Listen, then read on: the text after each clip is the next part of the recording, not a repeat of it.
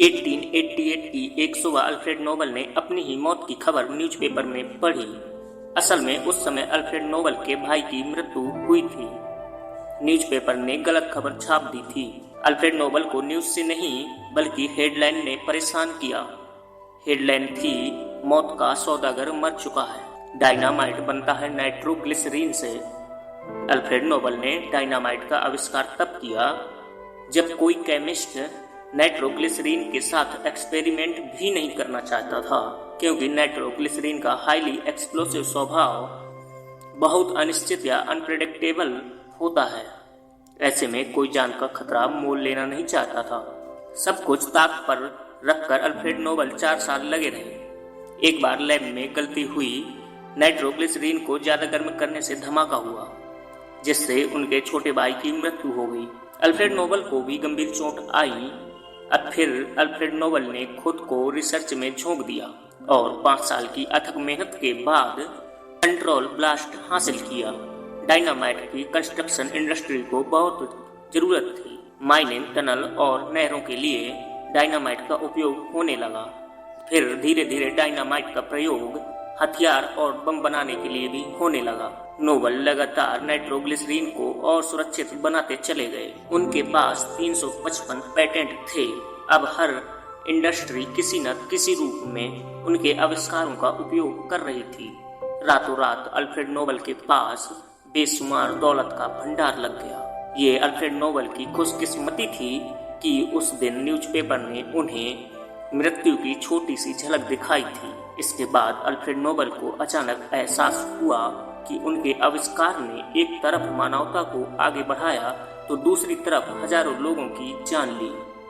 ये दुनिया सब कुछ भुलाकर उन्हें मर्चेंट ऑफ डेथ के नाम से जानेगी। इस मृत्यु के अनुभव के बाद जो हुआ उसने मानवता के इतिहास पर गहरा प्रभाव छोड़ा।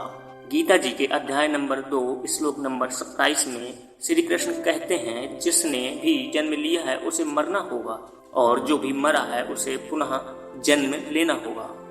इसलिए जो निश्चित ही होने वाला है उस पर क्या शोक करना।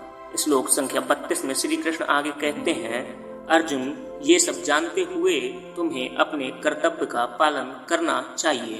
कुछ लोग मृत्यु के नाम से ही डर जाते हैं। अरे भाई, ऐसी बात मत करो। समझदार लोगों के लिए मृत्यु का रिमाइंडर कर्तव्य का महत्व याद दिलाता है। ये याद दिलाती है कि वो असल में अपने जीवन से क्या चाहते हैं। न्यूज़पेपर की घटना के अगले 2 साल अल्फ्रेड नोबल अपने असिस्टेंट के साथ मिलकर वसीयत पर काम करते रहे और अपनी 94% संपत्ति, आज के समय के करीबन $200 मिलियन यानी करीबन 1600 करोड़ रुपए की संपत्ति नोबेल फाउंडेशन को दान कर गए। वसीयत में अल्फ्रेड नोबल के शब्द थे, हर साल नोबेल प्राइज उन लोगों को दिया जाएगा जिनके काम से मानवता को सबसे ज्यादा फायदा हुआ है। नोबेल प्राइज 5 कैटेगरी में दिए जाने लगे, केमिस्ट्री, लिटरेचर, मेडिसिन, फिजिक्स और पीस, जिसमें बाद में इकोनॉमिक्स भी जोड़ा गया। अगर अल्फ्रेड नोबल को अपनी नश्वरता का एहसास नहीं हुआ होता तो कभी नोबेल फाउंडेशन की स्थापना नहीं होती। जब आप मृत्यु के बारे में जानते हो तो आपकी प्रायोरिटी बदल जाती है। आप कंफर्ट जोन छोड़कर सोचने लगते हो कि आप किस लिए जी रहे हो। जैसे कर्म अपने साथ ले जाने वाले हों तो आपको क्या करना चाहिए। इसका स्पष्ट जवाब श्री कृष्ण हम सबको कह रहे हैं, अर्जुन, अपने कर्तव्य का पालन करने के अलावा दूसरा कोई विकल्प है ही नहीं। इस समय हम सब अपने जीवन में किसी न किसी परिस्थिति में हैं।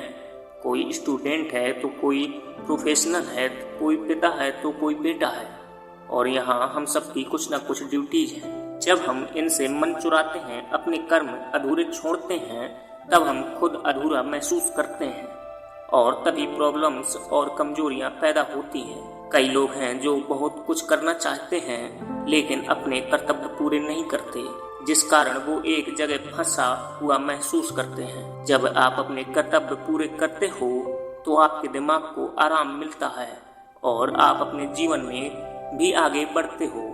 मृत्यु का एक और पहलू है। भारतीय संस्कृति में शमशान घाट बहुत महत्वपूर्ण स्थान माने जाते हैं।